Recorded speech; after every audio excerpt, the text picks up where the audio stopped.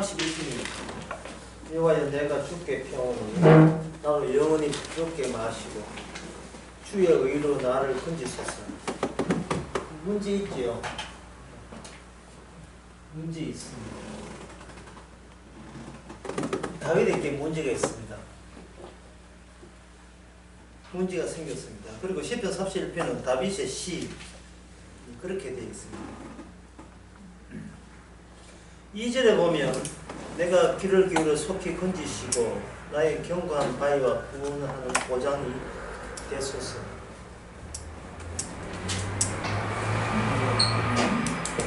건지시고 라는 단어가 나와요. 문제가 생겼습니다. 문제가 생기는데 이 건지시고 다윗이 가만히 있지 않고 뭔가 움직임을 보여줘요. 이러한 움직임을 통해서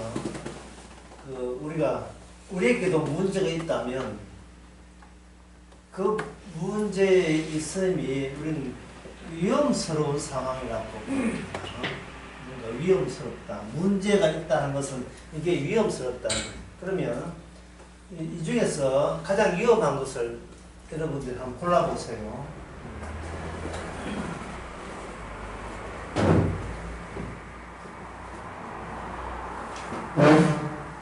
하나님이 위험하냐? 세상이 위험하냐? 내가 위험하냐? 네, 셋 중에 어느 것이 가장 위험합니까? 네, 만약에 내가 위험하다면 자기를 처치하면 되죠. 자기를 자살하듯이 죽으면 문제가 없이 되는 겁니다. 근데 내한테는 문제가 없는데 나에게 문제가 일어났다는 그 자체에 대해서 어떤 해결이 없잖아요. 그냥 도망치고 비겁하게 숨고 그냥 자기를 소멸시키고 그렇게 되어버리면 내한테 문제 일어났던 그 문제 자체는 그대로 남아있지 않습니까?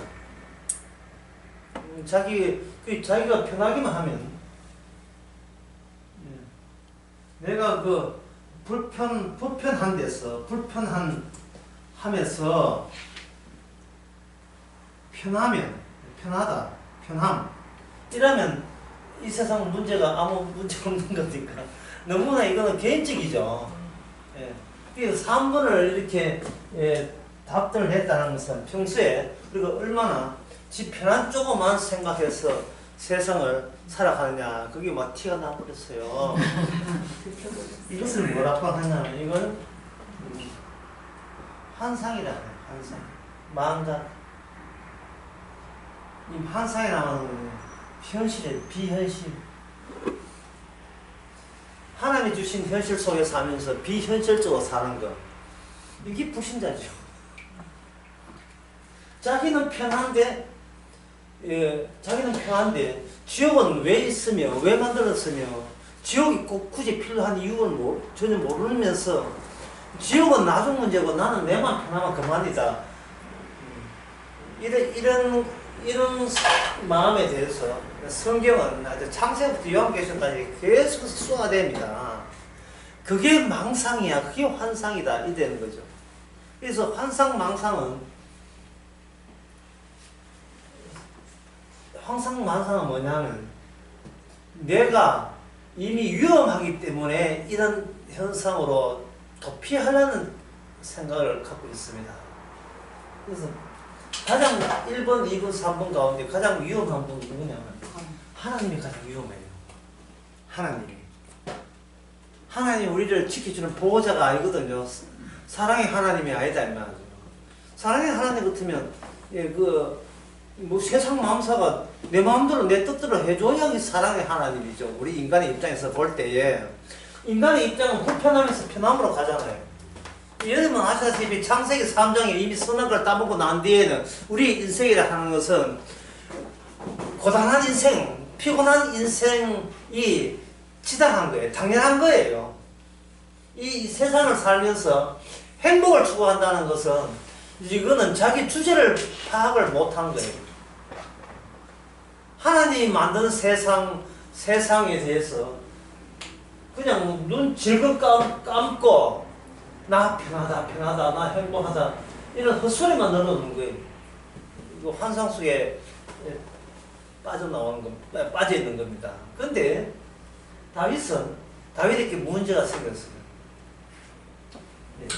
다윗은 하나님으로부터 계시를 받은 사람, 선지자입니다.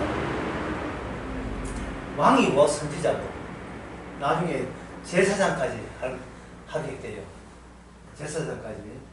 이 다윗에게 문제가 있다는 말은 하나님이 문제의 한절 볼게요. 문제의 유발자에게만 문제가 해결된다. 이 점을 알려주는 겁니다.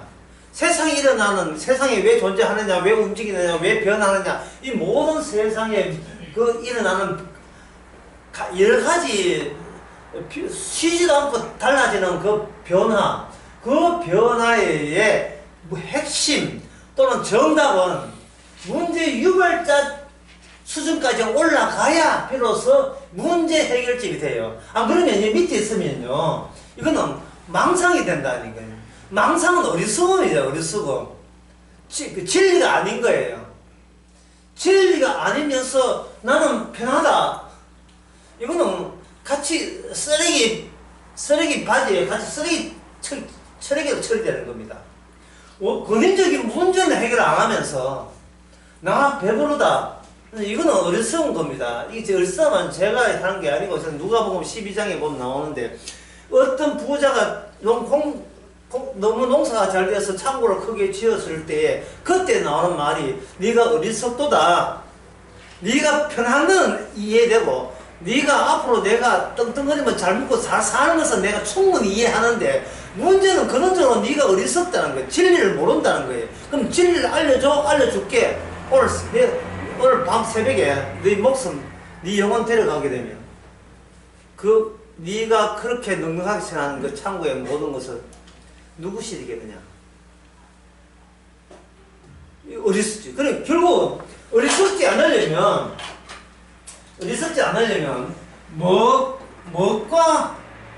무엇에 대해서 죽음의 진실에 대해서 명확하게 알고 있어야 돼요. 죽음의 진실. 오늘 밤에 네 영혼 데려가면 누구시 되겠느냐? 다시 말해서 어리석은 이유가 네 죽음이 네 손에 달려있지 않다는 사실을 왜 깜빡깜빡 널 잊어버리고 사느냐 이 말입니다. 내일 또 살고 모레 살 거라고 생각하는 자체가 이 망상이에요. 과거로부터 내려온 그런 습관 같은 거예요. 나도 위험하지만 나도 이제 안 위험한 게 나도 위험해요. 그냥 세상도 위험해요. 왜냐하면 내가 불편한 나를 편하게 살려 할 때 여기에 필요한 재료와 정보, 아이디어 이거 다 어디서 왔냐 하면은 이 세상에서 왔거든요. 세상 지는 뭐 한다고? 주위 이웃에 옆동에서 왔고 그냥 그 친목 모임에서 왔고 심지어 교회에서 교인들끼리 이야기하면서 내가 불편한 나를 편하게 살 수 있는 아이디어를 여기서 얻는다고. 근데 이 세상 자체가 진리를 모르고 있거든요. 이 세상 자체 진리를 몰라요. 애가 커서 세상에 나갔다. 진리 압니까? 요령만 알죠. 어떻게 내 편하게 사느냐. 그 요령만 달달 테크닉만 배우는 것이 세상입니다. 어떻게 요령 부리면 그래도 하루라도 내 목숨 부지할 수 있느냐. 그 기술만 배우는 거예요. 그러니까 이 세상도 뭘 몰라요. 내가 죽는 죽음에 대해서 내가 30분 후에 죽을 수 있다는 그 진실에 대해서 세상은 아무것도 가르쳐 주는 게 아무것도 없습니다. 이 세상이 바로 세상의 종류가 여러 가지 있는데요. 그 중에 하나가 바로 가장 기본적인 가정, 직장, 뭐 동문회라든지 안 그러면 직장, 일가, 친척, 그리고 국가, 그리고 교회, 종교단체. 이것이 세상입니다. 일종의 환상 같은 거. 다윗이 문제가 있었는데 그 동료 같은 이스라엘 백성들이 다윗에게 해답을 줬습니까? 안 줬지. 아이디어를 제공했습니까? 못 줍니다. 그래서 나온 것이, 해답으로서 나온 것이 시편 31편이에요. 어디 수준까지? 문제 유발자에서 문제가 해결된다는 그 진리를 알려주기 위해서 시편 31편입니다. 다윗이 먼저 우리에게 주어진 것. 그래서 어떤 분이 참 좋은 말을 하셨어요. 성경을 이렇게 알게 되면 성경이 우리에게 경험으로 다가온다. 예, 성경이 경험으로 다가온다. 그런 이 말은 뭐냐? 우리에서 무엇을 매일같이 잘라낸다. 우리의 환상을 잘라내는 거예요. 우리의 몸은 불평하면 싫어요. 편하면 좋아요. 그런데 이건 언제 나이죠. 나의 욕심이고 나밖에 모르는 사고방식입니다. 이게 환상이거든요. 하나님 수준이 아니고 저 밑바닥에 나 수준이에요. 이 환상을 말씀을 시편 31편이라는 말씀을 가지고 잘라주는 거예요. 근데 사람들은 문제가 생기면 어디로 갑니까? 말씀으로 가는 게 아니고 어디로 가요? 세상에서 가요. 왜? 세상에는 어릴 때부터 나에게 힘이 있어야 편하게 살 수 있고, 힘이 있어야 돈이든 뭐 권력이든 힘이 있어야 사람 행색계나 하고 대우받는다. 그 아이디어를 세상에서 제공했거든요. 그래서 문제 있다 싶으면 문제 있으면 무조건 문제인한테 잘하는 게 아니고 문제 있으면 세상으로 가가지고 어디서 해결점을 얻는 거예요. 인터넷이라든지 거기 해결점을 얻는 거예요. 인터넷 보면 세상 그 교회 목사들 설교 얼마나 많습니까? 그 설교의 공통점이 뭐예요? 이렇게 하면 살 수 있다 있잖아요. 이렇게 하면 살 수 있고 천국 갈 수 있다 그 이야기 하잖아요. 그러나 진실은 내가 죽을 수 있는 존재인 것을 내가 명확하게 내가 인정하는 데 있어요. 고만 살자. 어떤 그 자이언티라는 사람이 부르는 노래예요. 행복하자, 아프지 말고 한 노래 있거든요. 그런 노래 있어요.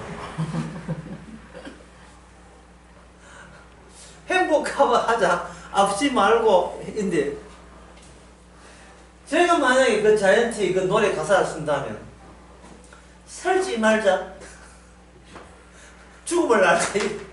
더 살 이유도 없는데 나한테는 이유가 있지만 그거는 나는 망상이니까. 진리는 내가 살 이유는 진리 속에 이게 포함이 들어가지는 않습니다. 진리는 내 레벨이 아니고 저 위쪽 레벨에서 문제가 있는 거예요. 그러면 이 나밖에 모르는 인간을 문제 유발자 하나님의 문제 유발자가 하나님이니까 하나님까지 올라가는 이것을 뭐라고 하냐면 이걸 은혜라고 합니다. 은혜. 예.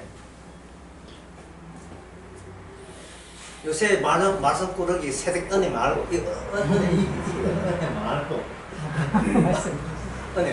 예. 보험금 8억 걸고 남편 죽이는 거 은혜 말고 예. 은혜.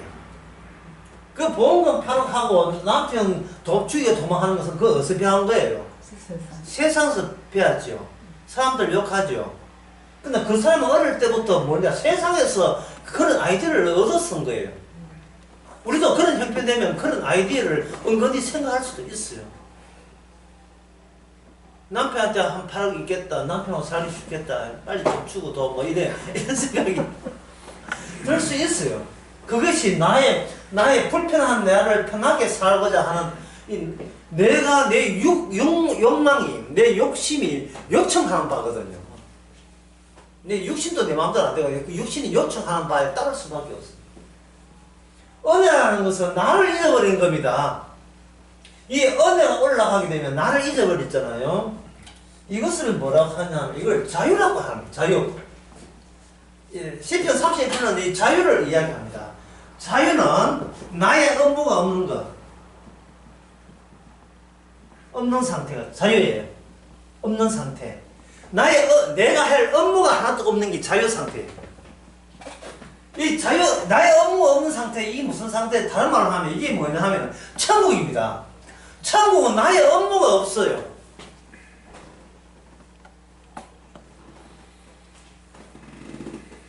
내 업무, 무거운 업무를 쥐고 한 20년 더 살래요. 안 그러면 업무 없이 그만 30분 뒤에 죽을래요. 어느 쪽이 나왔습니다.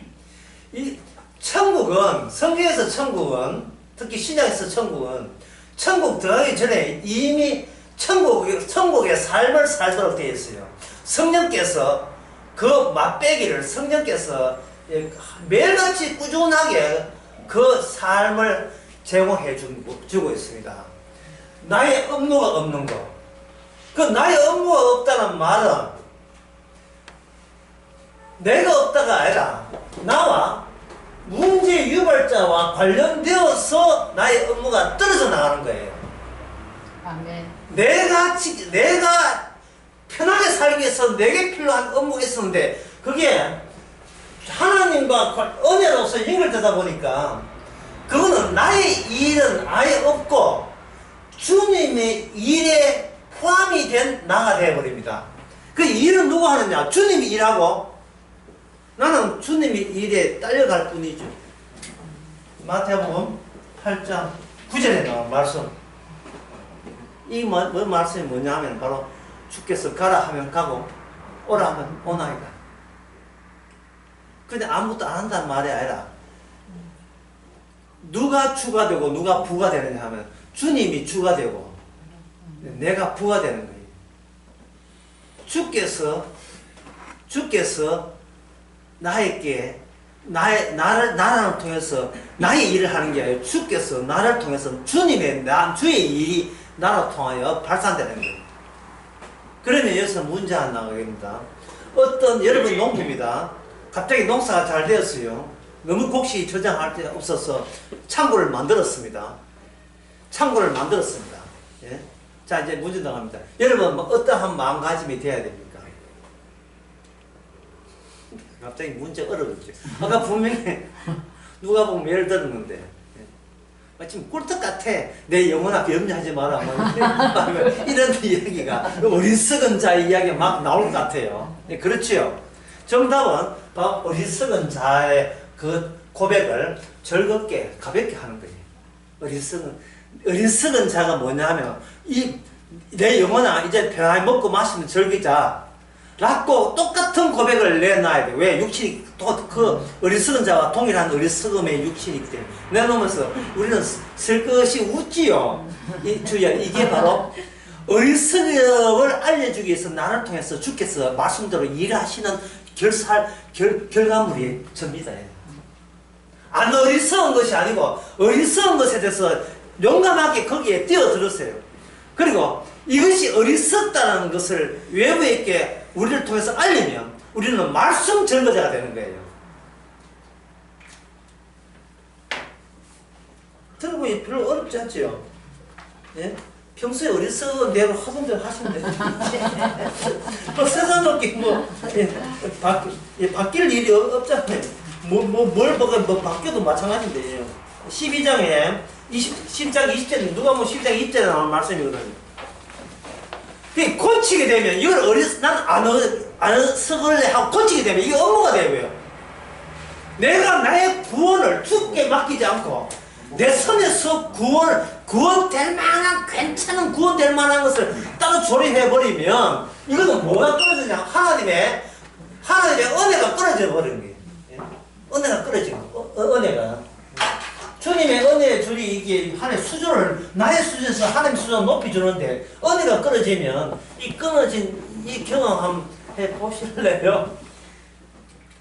공사장에서 인부가 39층 광주 터미널 바로 그 옆에 있는 아파트 39층까지 올라가다가 엘리베이터 줄 한번 끊어져 볼래요?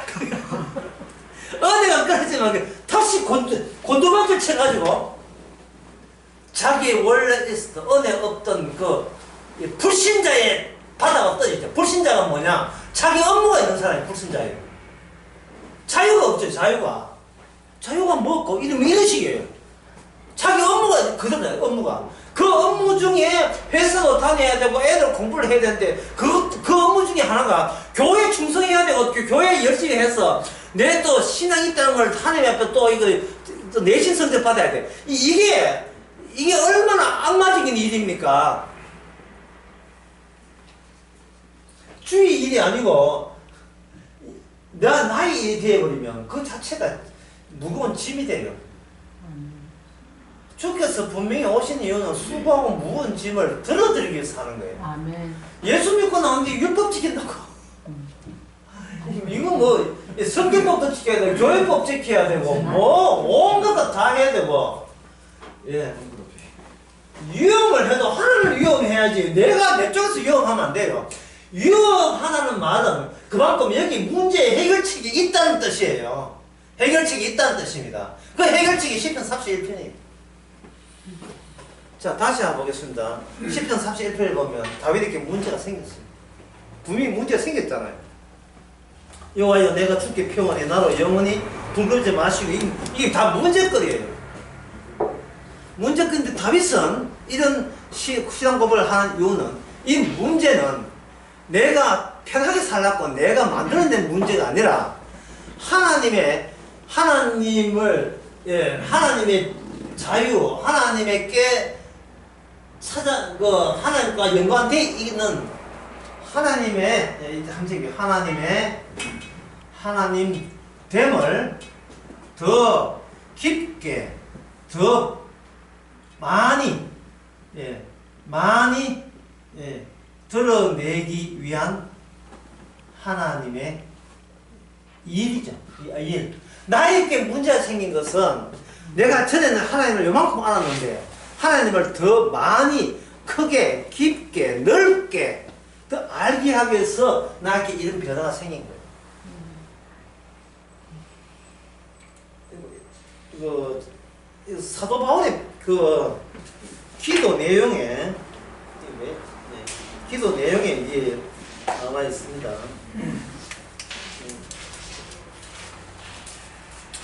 에베소서 3장이거든요. 에베소서 3장에 사도 바울이 그 기도하는 기도 내용이 나와 있어요. 기도 내용이 18절 보면 너희 모든 성도와 함께 지식에 넘치는 그리스도의 사랑을 알아. 그리스도의 사랑입니다. 그리스도의 사랑이에요. 내 업무가 아니고 내 성과, 노래가 성과가 아니라 그러냐 그리스도의 사랑이에요. 사랑이 알아서 그 다음에 그 사랑의 사랑을 여보는데 그 사랑의 넓이와 그 사랑의 길이와 그 사랑의 높이와 그 사랑의 깊이가 얼마나 거대한지를 얼마나 거대한 정도가 아니고 아주 충만해서 충만하는 것은 뭐냐 하면은 목욕탕에 가지고 이거 박혀가지고 물 덮으신 게 충만이 아니고 아예 거기에 물 안에 들어가는 거예요. 좀 뜨거우면 안 되죠. 그 냉탕이니까. 냉탕 안에 깊숙이 잠겨낼 때 그게 충만이다. 잠겨버린 거예요. 그래서 너무 충만해가지고 같이 친구끼리 목욕탕 와가지고 어이 친구가 어린다고 하면 안 보여. 왜? 그 지금 냉탕이 충만하기 위해서 물속에 들어가 보이질 않지. 사랑이 충만해요. 사랑이라 하는 것은 내 쪽에서 추가적으로 할 게 아무것도 없는 상태가 사랑이거든요. 그것을 이렇게 하면 돼요.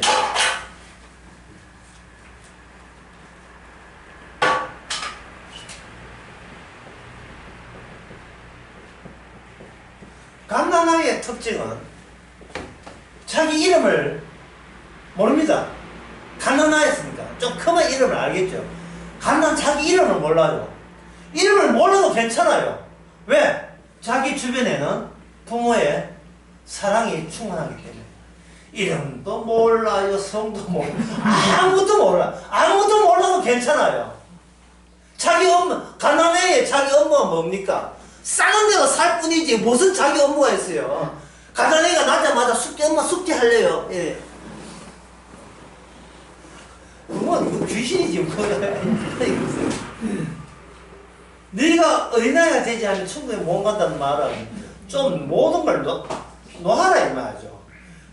내가 나도 주님이 붙잡고 주시는 그런 업무 같은 게 있어요. 이게 지시와 명령 같은 게 있다고요. 그러니까 지시와 명령은 말씀과 관련되어 있지. 내가 기대하고 하는 나의 목표는 환상이기 때문에 그걸 삭제시킨 겁니다. 예상 못한 주님의 사랑의 세상을 위해서 지독하는 내 사랑을 환상으로 간주해서 제거해 나가는 그 작업을 하나님께서는 신약도 그렇고 구약에 미리 다윗을 통해서도 이런 일을 실현시켰습니다.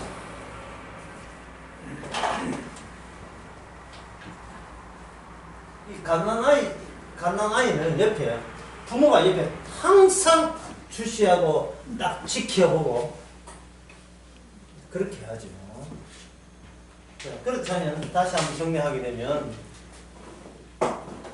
다윗에게 문제가 생겼다. 그러니까 이게 다윗 개인의 문제가 아닙니다. 나에게 문제 생긴다고 내 문제가 아니에요. 내 문제는 없어요.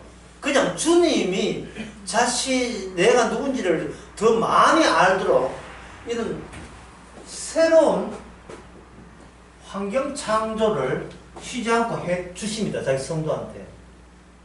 성도한테는 날마다 인테리어를 되풀이하죠. 반복하죠. 날마다 새로운 인테리어를. 인테리어는 환경 문제예요. 환경. 새로운 환경을 새롭게 입혀주는 겁니다. 어제의 환경 다 이제 지나갔고 오늘의 환경에 새로운 환경, 내일 되면 또 내일 환경 주시고 전부 다 이거는 말씀에 기록된 말씀대로 이루어집니다. 말씀대로 기록된 말씀대로 우리에게 경험케 하는 그런 현장이 합니다. 그러면 이 주신 환경 속에 다윗은 오늘 본문에 보면 그냥 굴러다닙니다. 이래 보시면 돼요. 환경이 이렇게 기울어지면 딱 이렇게 가면 기울어지고 좀 어지럽게 어쨌든 자기 업무는 없어요. 우리 성도의 평생이 지나가 보면 좀 이런 식이었어요. 여기 가면 이랬대고 그러고 저러면 저랬대고 어디 가도 항상 우리는 어리석은 소리만 해대죠.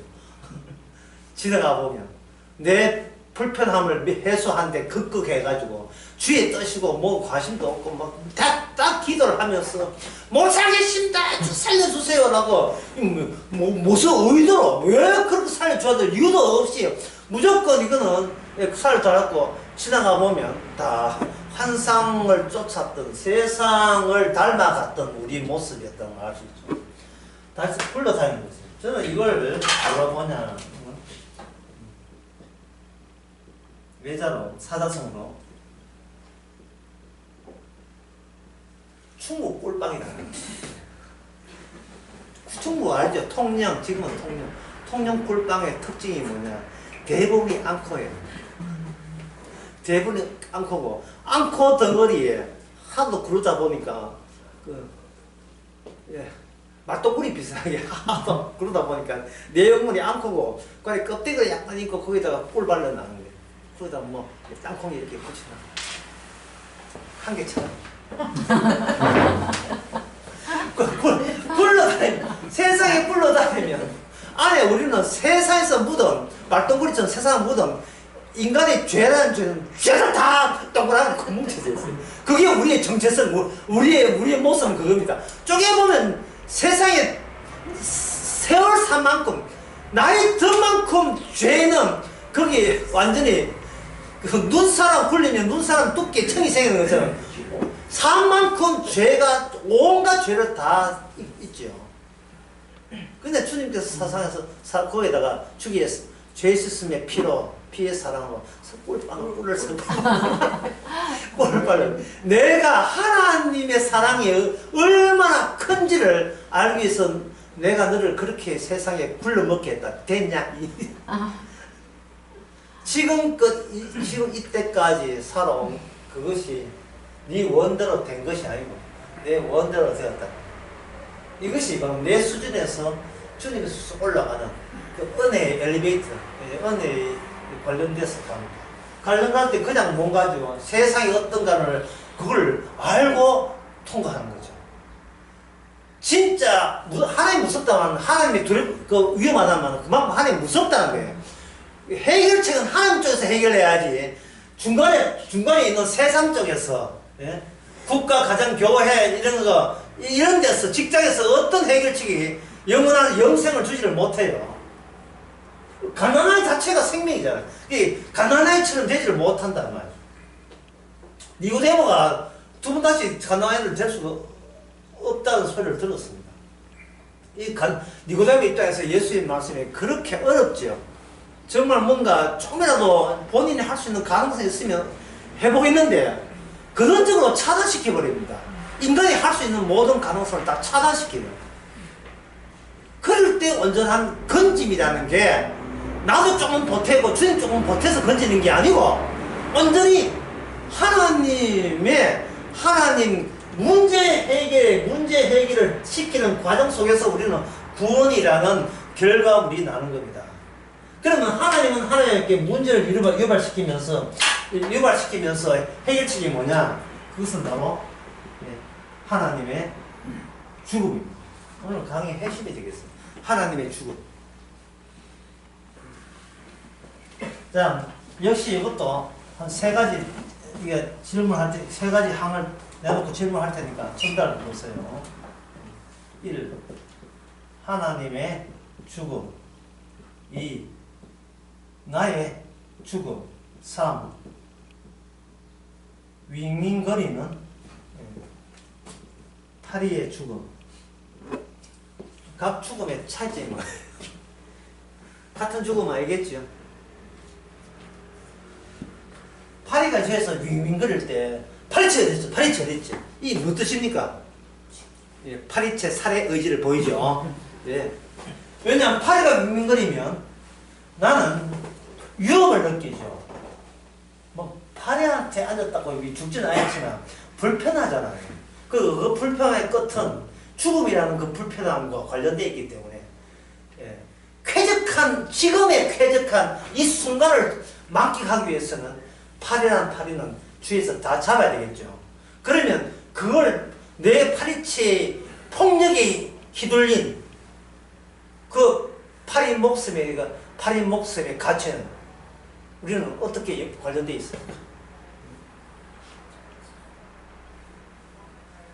자기 나라 남부에 나토와 관련되어 있는 나라 우크라이나에 있다고 해서 러시아가 파리 하나 잡듯이 그냥 침범했을 때 우크라이나의 그 주민들은 그 억울함은 어떻게 풉니까? 그래서 러시아 국민들이 전쟁을 멈추라고 이야기합니까? 안 하죠. 신났죠. 약소국가 괴롭히는 거. 왕따, 그 학급에 비리그리하는 거 때릴 때 비로소 인간은 강자의 의식에 스스로 희를 느끼잖아요. 제가 문제를 하나 내겠어요. 러시아가 그 우크라이나 주민들을 학살했습니다. 이거는 나쁩니까? 틀림입니까? 예? 이제는 제가 질문하다 이제는 막 두 번, 세 번 꼬아서 하기 때문에 답하기가 겁이 나. 뭐 이런 식이에요. 분명히 나쁘죠. 근데 우크라이나 전 국민이 무엇을 옹호하냐면 동성애를 옹호한다면 어떻게 생각해요?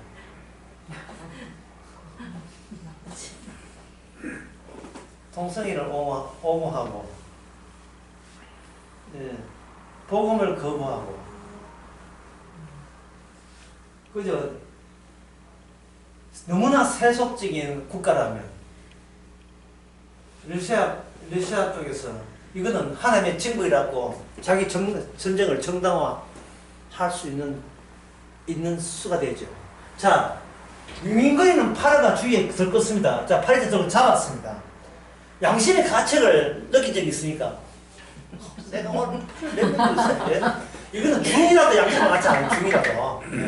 중이라고 집 앞거리에 있으면, 예, 집 앞거리 물라고 하는데 파리가 오게 되면, 예, 죽이진 않게 살생을 검에 죽는다 그런 거 없지만, 살생해가지고, 휙 가라 하잖아요. 가라 하면, 그건 파리는 그거는 파리 목숨을 위협하는 짓이에요. 왜? 밥이 있는데 지어 뭐야 같이 살자 이래 나와야 되는데 왜 이건 내 밥거리에 가버리면 니는 그 잠재적 파리에 대한 살인자가 돼.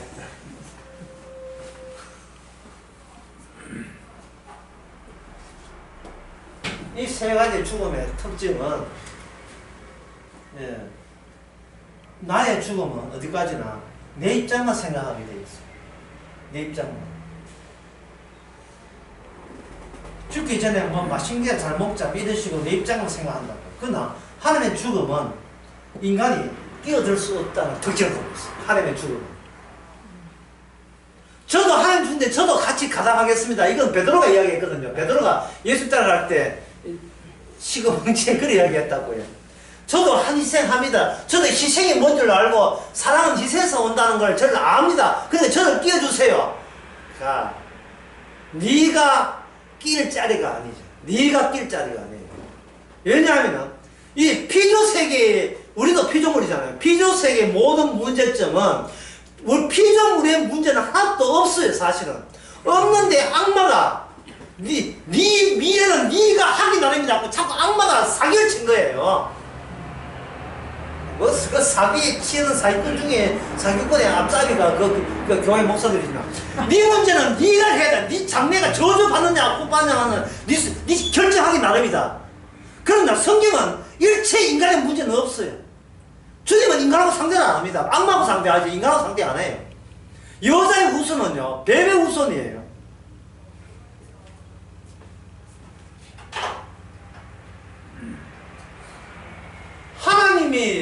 하나님이 문제는 하나님의 죽음 이것만, 내 살과 내 피를 먹는 그것만 해결점이 되는 겁니다. 그러면 인간은 죽어도 하나님의 죽음에 들어갈 수가 없어, 동참할 수가 없어요. 이것은 인간이 죽는다 할지라도 나에게 일어나는 모든 문제의 해결책에 내가 성큼성큼 내가 자진해서 끼어들 자격이 못 됐다는 뜻입니다. 내가 들어갈 수가 없어요.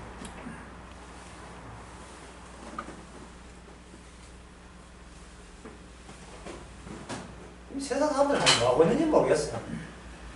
무슨 문제 해결하려고 그렇게 바쁜지 모르겠어요. 무슨 문제 해결을 하려고. 불편함을 편함으로 만들려면 그 해결을 잘 하고 있어요.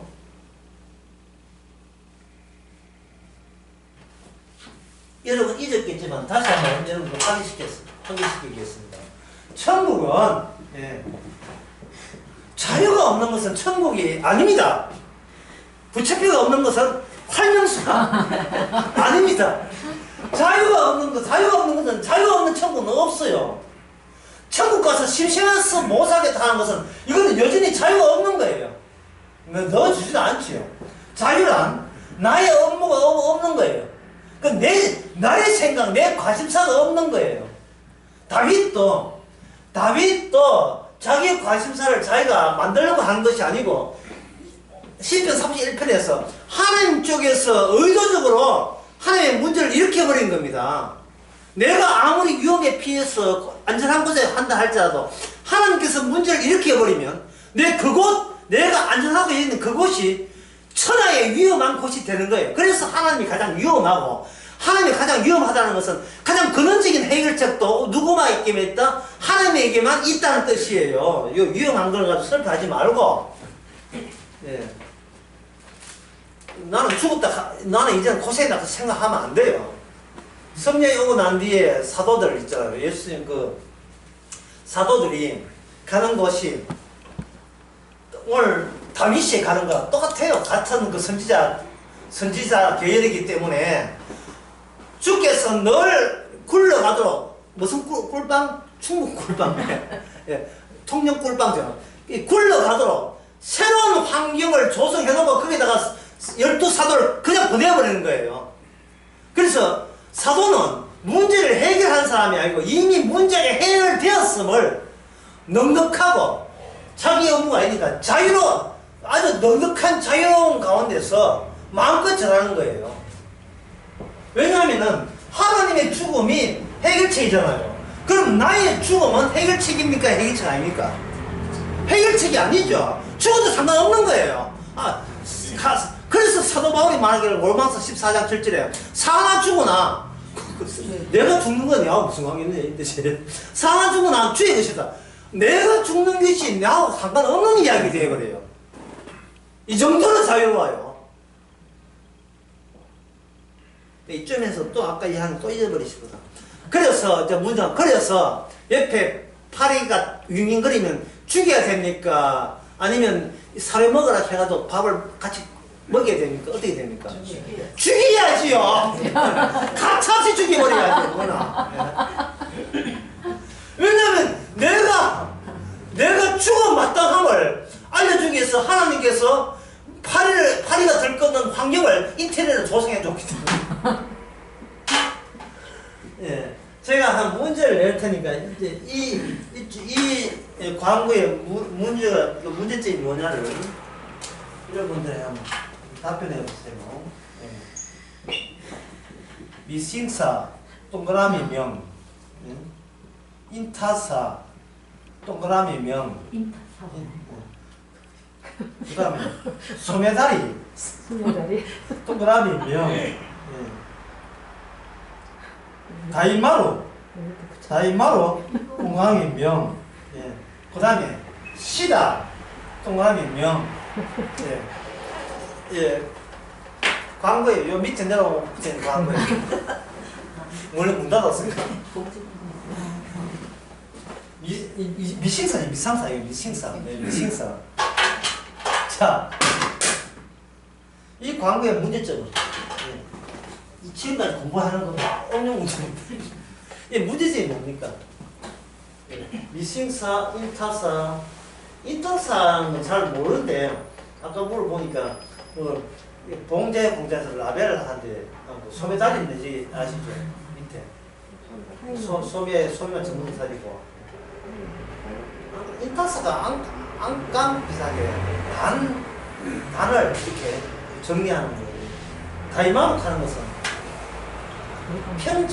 편지라는 다이마루 편집하는 데 같은 그 봉제 공장에서 필요한데, 자, 이 광고의 문제점은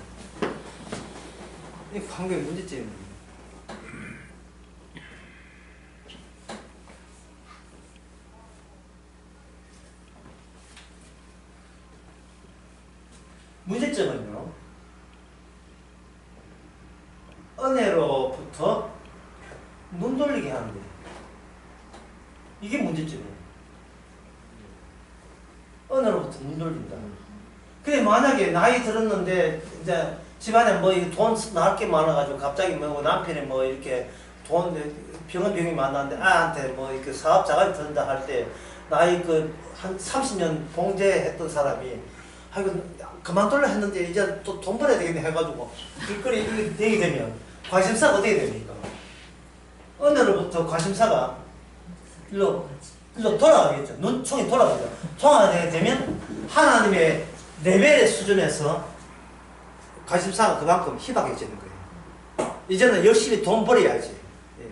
그렇다면 누가복음 12장 20절에 나오는 어리석은 자의 처음 우리가 은혜를 알면 어리석음을 알고 어리석다고 이야기하는데, 만약에 여기에 만약에 빠지게 되게 되면 여기에 막 빠져가 여기서 한다면 지나가는 모습, 요새 집사님 교회가 안 보입니까? 요새 취직해가지고요, 인타사로 해가지고 합니다. 그럼 본인이 이렇게 일하는 거, 말씀에 관심 없는 것을 어리석다고 얘기하지 않습니까?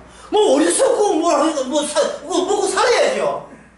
갑자기 은혜 엘리베이터 줄 거 되어버렸어요. 관심사가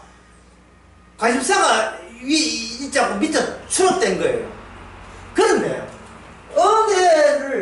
은혜를 알고 여기에 취직한 사람은 이 환경이 어떤 환경이냐 하면은, 주께서 그만 놀아라. 니 좀 이제 나이 60대가 되니 뭐 자꾸 놀아. 일을 해야지. 주께서 통영골방 저렇게 일하라고 하고 또 일을 해줬어요. 예.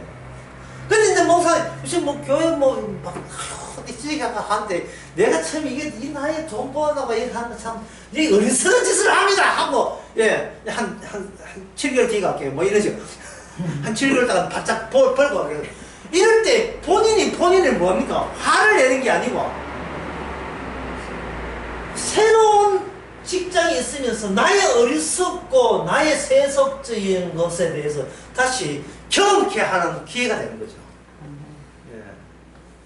뭐 다음부터 좀 취직할 수 있으려면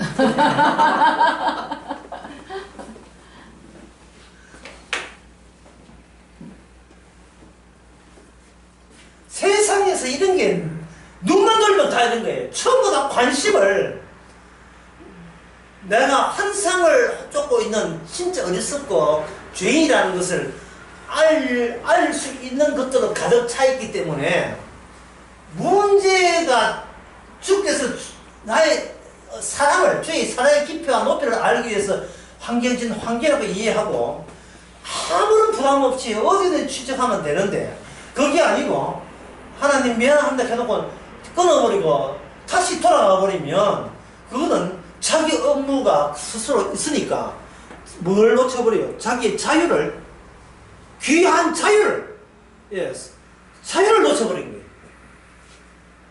거예요. 놓친 게 아니고 처음부터 가지도 않았잖아요. 예, 자유가 겁이 나는 거예요. 자유가 이렇게 되면 자유가 천국이 자유라는데 자유되면 그럼 내 목숨은 내 자식은 누가 키워? 뭐 이런 식으로 누구 키우지 말아야 했어요. 키우되 내 자식에 몰빵하는 그 자체가 어리석은 것을 알고 충고를 인정하면서 애 하나 자전거 사주고 열심히 하라 이 말이죠. 놀러 가고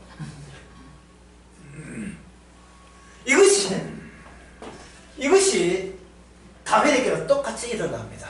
그게 뭐냐 하면 다윗은 그걸 물론 다윗에게 이런 미신사 이런 게 오지요. 그게 이름이 누구냐면 사울왕이에요. 다윗은 사울 보고 나를 좀 미워하게 해도 그래서 내 은혜 받을게 라고 수작을 돌리지 않았어요. 다윗은 아무것도 그냥 하나님이 치신 대로 했는데 여기 사울왕이 등장합니다. 그 사울왕이 등장하는 것이 사무엘상 24장 23장 한번 볼까요?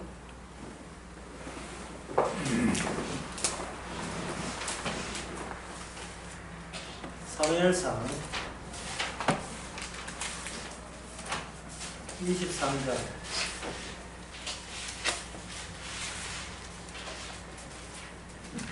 네, 23장 7절이요. 다윗이 그릴라에 온 것을 혹이 사울에게 고하며 그릴라가 어쩜 되냐면 여기 그 갈릴리 있고 사해바다 갈릴리보다 한 10배 커요. 중간에 요 그릴라라는 것이 있어요. 지금은 그릴라, 그 당시는 블레셋 땅이에요. 그릴라. 사울 경계스입니다. 거기 어느 사울에 고하면 사울이 하나님이 내 손에 붙잡다. 그게 저 블레셋 지형하고 경계선 비슷한데 그 동네에 드디어 수배인인 다윗을 신고가 들어왔으니까 이참에 제거가 가능하다. 죽일 수 있다고 달려든 거예요. 13절에 보게 되면 13절에 다윗이 그의 사람 600명 가량이 일어나 그릴라로 떠나서 갈 수 있는 곳을 갔더라. 이제 도망치는 장면입니다. 14절 이 도망치니까 사울이 그 가는 걸 거쳤어요. 다윗이 황무지 요설에 있었고 또 황무지 산골에도 유하였습니다. 약간 이 남쪽에 10이라는 이 황무지 장소가 지역이 있습니다. 그걸로 또 피했어요. 그 다음에 18절 봅시다. 18절 보지 말고 14절 봅시다. 그러니까 이 말은 뭐냐면 계속해서 사울이라는 이 이상한 왕이 등장해가지고 계속 다윗을 지독하게 미워하는 거예요. 자, 다윗 안에 그리스도 영이 있죠. 제가 해결책이 뭐냐? 문제를 일으킬 때는 해결책을 돋보이기 위해서 문제를 일으키는데 그 해결책이 뭐냐면 하나님 자신이 죽는 거예요. 이 하나님 자신의 죽음에 인간의 죽음은 참여할 수도 없다. 할 수 없는 거예요. 그러나 선지자는 그 죽음에, 그 유일한 예수님의 죽음에는 참석할 수 없지만 그 여파에 휘둘리게 되는 거, 이게 오늘날 성도의 운명입니다. 이 예수님의 영을 받은 사람은 똑같은 다윗 같은 똑같은 삶을 살 수밖에 없습니다. 구체적인 것은 10분씩 얘기합시다.